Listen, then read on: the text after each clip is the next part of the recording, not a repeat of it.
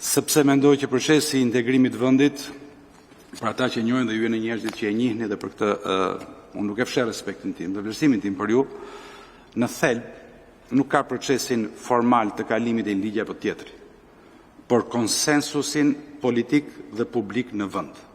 Kushdo ka shkuar në Bruksel, ka takuar, ka dëgjuar, ligjet janë diçka, konsensusi politik në vend është aseti më i madh që një vend ka drejt i procesi.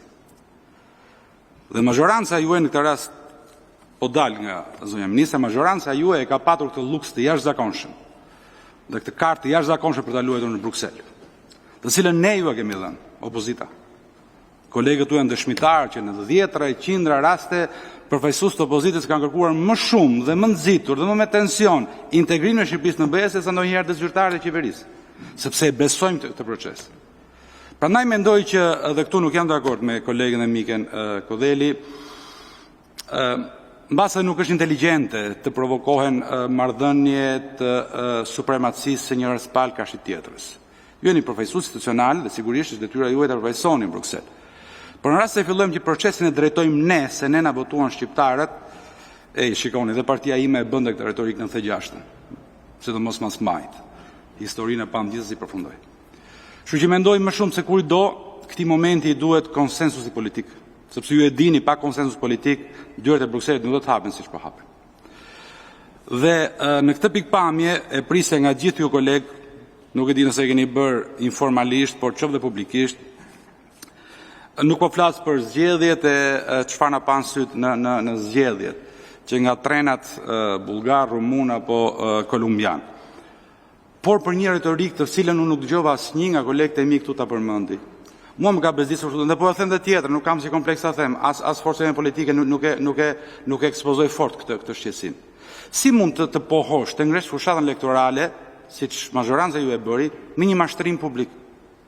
Pasaporta evropiane që nga bazë dhe suksesi një qeverie, po është e pandershme kjo gjë. Paktën ne, tjerëve, ne që kemi qenë bashkë me ju në Bruksel, që ju kemi lutur zyrtarët Brukselit, hapni negociatat, mos e rëndoni Shqipërinë me ngarkesa burokratike, hapini se është rrezik strategjik, hapini se duhet siguria e rajonit. Si mundesh ta vësh këtë në një sfidë që kjo është e jona?